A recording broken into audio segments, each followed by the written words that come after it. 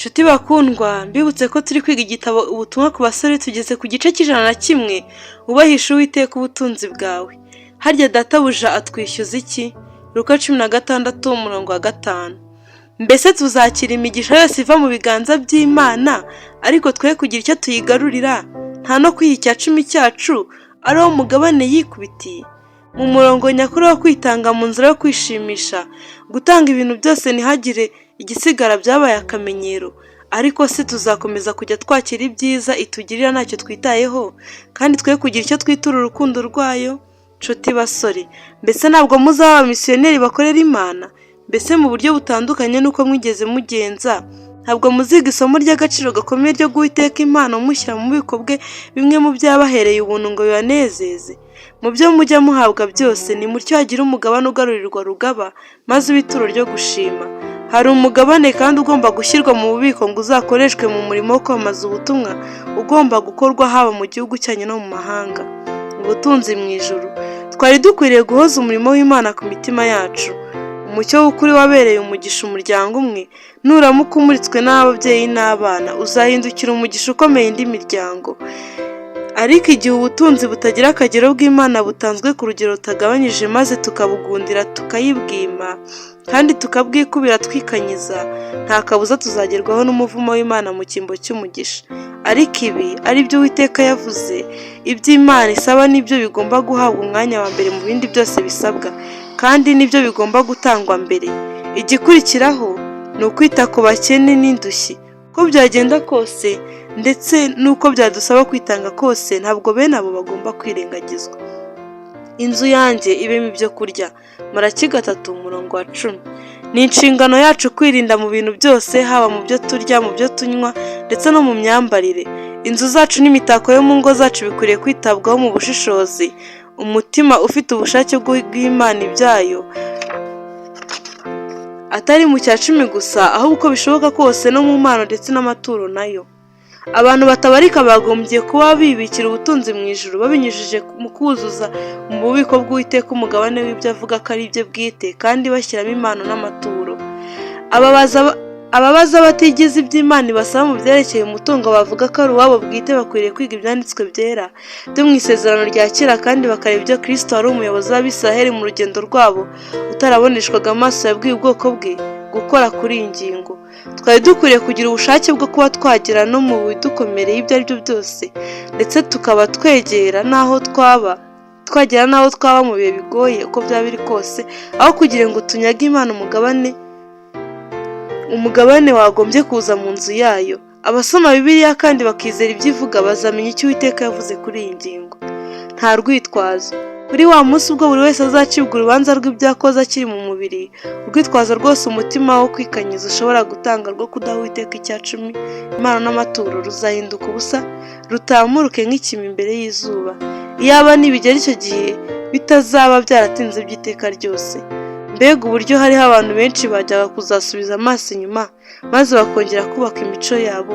Nyamara icyo gihe bizaba byaratinze cyane kugira ngo ibyanditswe imbere y'amazina y'abantu bagiye biba Imana buri cyumweru, buri kwezi ndetse na buri mwaka bibe byahinduka. Iherezo ryabo rizaba ryaramaze gushyirwaho ridashobora guhinduka.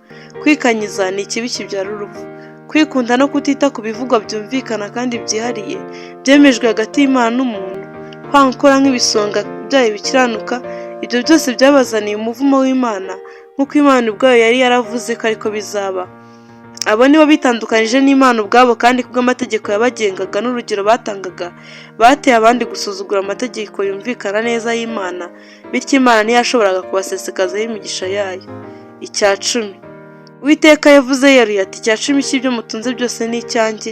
Impano zanyu n'amaturo yanyu bigomba kuzanwa mu nzu y'ububiko kugira ngo bikoreshwe mu guteza imbere umurimo wanjye, mu kohereza ababwiriza kujya kuramburira ibyanditswe byera abari mu mwijima. None se hari umuntu n'umwe uzigereza hakima Imana ibyayo, agakora nk'uko wa mugaragu mubi yakoze, agahisha itarano ya shebuja mu gitaka?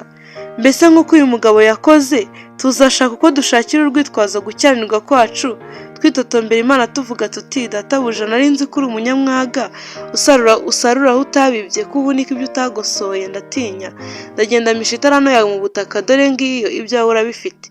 nk'uko biboneka muri Matayo igice cya 25 umurongo wa 24 kugera kwa 25. Mbese biriya mpamvu ntituzatura Imana amaturo yacu yo gushima? Nshuti bakundwa, dukomeje kwiga igitabo ubutumwa ku basore, tugeze ku gice cy'102, inshingano ya buri wese. Data wo mu ijuru ntadusaba ibirenze ibyo yaduhereye ubushobozi bwo gukora. Ntabwo yigera yikoreza abagaragu b'imitwaro badashoboye kwikorera, kuko azi imimererwe yacu, yibuka ko turi umukungugu. Zaburi 103 umurongo wa 14. Ibyo dusaba byose dushobora kubikora tubikoreshejwe n'ubuntu bwe. Wahawe byinshi azabazwa byinshi. Buri wese muri twe azabazwa kuba hari ikintu gito atakoze kibura ku byo yari afite ubushobozi bwo gukora. Uwiteka agira ubushobozi bwose bwo kumukorera kandi ntiyibeshye. Ubushobozi butakoreshejwe buzirikanwa kimwe n'ubwakoreshejwe. Imana izatubaza ibyo twagombye guhindura byose, kandi binyuze mu gukoresha neza impano twahawe. Tuzacirwa urubanza hakurikijwe ibyo twagombaga kuba twarakoze, nyamara ntitube twarabikoze bitewe n'uko tutakoresheje imbaraga zacu mu guhesha Imana icyubahiro. Nubwo ubu tutatakaza ubugingo bwacu, mu bihe bizahoraho tuzasobanukirwa n'ingaruka z'impano twari dufite tutakoresheje. Hazabaho igihombo cy'iteka ryose ku bumenyi bwose n'ubushobozi bwose twagombye kuba twarungutse ariko tukaba tutarabwungutse. Ariko iyo twiyeguriye Imana tutizigamye kandi tugakurikiza amabwiriza yayo mu mirimo dukora, Imana niyo yirengera gusohozwa kw'iyo mirimo. Ntabwo yifuza ko twafata imyanzuro idafite ishingiro ku bijyanye no kugera ku ntego ku muhati wacu udakebakeba. Ntabwo dukwiriye gutekereza ku gutsindwa na rimwe, tugomba gukorana na wundi utigera utsindwa. Ntabwo dukwiriye kuvuga ku ntege nke zacu no kudashoboka kwacu. Gukora ibyo byaba ari ukwerekana ko tutiringira Imana kandi ko ari uguhakana ijambo ryayo. Ntabwo dukwiriye kuvuga ku ntege nke zacu no kudashobora kwacu. Gukora ibyo byaba ari ukwerekana ko tutiringira Imana kandi ko ari uguhakana ijambo ryayo. Iyo twitotomba kubera imitwaro yacu cyangwa tukanga inshingano aduhamagarira gukora, mu yandi magambo tuba tuvuga ko Imana ari umutwaro utwaza igitugu kidusaba ibyo itaduhereye imbaraga zo gukora. Agaciro k'amafaranga. Ntabwo amafaranga dufite twayaherewe kugira ngo twihimbaze ubwacu kandi twiheshe icyubahiro. Nk'ibisonga bikiranuka tugomba kuyakoresha ku bw'icyubahiro n'ikuzo ry'Imana. Abantu bamwe batekereza ko umugabane umwe gusa w'ibyo batunze ari uw'Uwiteka. Igihe bamaze gushyira ku ruhande umugabane wo gukoresha mu migambi y'iby'idini n'ibikorwa by'ubugiraneza, bafata umugabane usigaye nk'umugabane wabo bwite bagomba gukoresha uko bishakiye. Ariko iyo bakora batyo baba bibeshya. Ibyo dutunze byose ni iby'Uwiteka kandi tuzamusobanurira uko tubikoresha. Mu mikoreshereze y'ifaranga iryo ari ryo ryose bizagaragara niba dukunda Imana kuruta byose cyangwa niba dukunda bagenzi bacu nk'uko twikunda. Amafaranga afite agaciro gakomeye kubera ko ashobora gukora ibyiza bikomeye. Iyo ari mu biganza by'abana b'Imana, aba ibyo kurya by'abashonji, ibyo kunywa by'abafite inyota, ndetse n'imyambaro ku bambaye ubusa. Ni umurengezi w'abakandamizwa kandi ni uburyo bwifashishwa mu gufasha abarwayi. Nyamara amafaranga nta gaciro arusha umusenyi, keretse gusa yakoreshejwe mu gutanga ibikenewe mu buzima, mu guhesha abandi umugisha no guteza imbere umurimo wa Kristo. Nshuti bakundwa, dukomeje kwiga igitabo ubutumwa ku basore, tugeze ku gice cy'103, impano zitangwa mu gihe cy'ibiruhuko. Ibiruhuko biregereje. Kubera ibyo bizaba byiza kuzirikana ingano y'amafaranga akoreshwa buri mwaka mu kugurira Imana abantu batazikeneye. Akamenyero kagenda gakaza umurego ku buryo kutagira impano duha inshuti zacu muri ibyo bihe by'ibiruhuko bijya bifatwa nk'aho twabyirengagije. Ariko ni mutyo twibuke ko umukunzi wacu ugira neza wo mu ijuru afite ibyo adusaba biruta cyane ibyo inshuti iyo ari yo yose yo ku isi yadusaba. Mbese mu biruhuko bigiye kuza ntituzatura Imana amaturo yacu, ndetse n'abana bashobora kugira uruhare muri uyu murimo. Imyambaro n'ibindi bintu by'ingirakamaro bishobora guhabwa abakene, bityo hakaba hariho umurimo ukorewe Data wo mu ijuru. Ibi biva mu kunezeza inarijye. Ni mutyo twibuke ko Noheli yizihizwa mu rwego rwo kwibuka ivuka ry'umucunguzi w'isi. Muri rusange uyu munsi abantu bawukoramo ibirori byo kurya no kunywa bakavuyarara.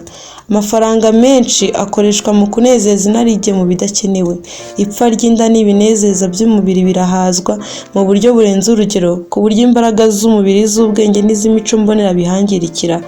ubwibone, imideli igezweho no kunezeza ipfa bitwara amafaranga menshi atigera agira uwo yungura n'umwe, ahubwo atuma abantu bashishikarira gusesagura umutungo, kandi ibyo bibabaza Imana.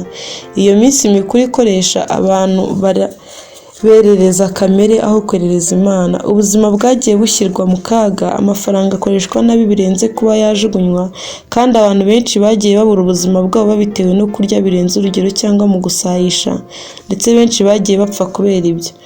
Imana yahabwa icyubahiro n'abana bayo iyaba bishimiraga indyo yuzuye kandi yoroheje, ndetse bagakoresha ubutunzi baragijwe bazana amaturo yabo make cyangwa menshi mu bubiko bwayo, kugira ngo akoreshwe mu kugeza umucyo w'ukuri ku bantu bari mu mwijima w'ibinyoma. Imitima y'abapfakazi n'imfubyi ishobora kwishima bitewe n'impano zizatuma bamererwa neza kandi zikabamara inzara.